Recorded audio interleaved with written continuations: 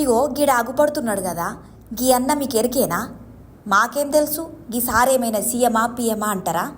అవు కదా, నాకు పిసవట్టి కాకపోతే నేను అడిగిన ప్రశ్ననే తప్పు.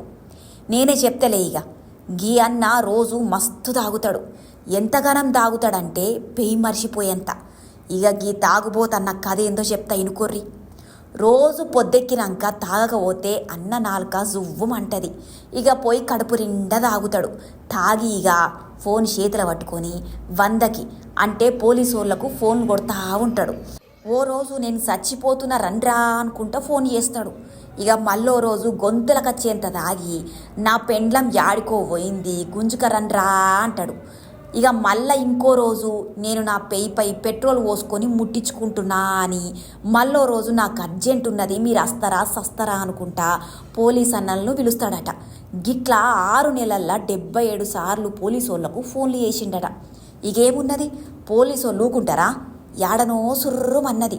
తాగుబోతన్నని పట్టుకొని కేసు పెట్టిర్రుల్లా. ఇక అన్న జైల్లో పోయి కూసున్నాడు. ఓ అన్న, గిప్పుడైనా మారే కొంచెం. గీ ఆగమాగం పనులు మనకెందుకే?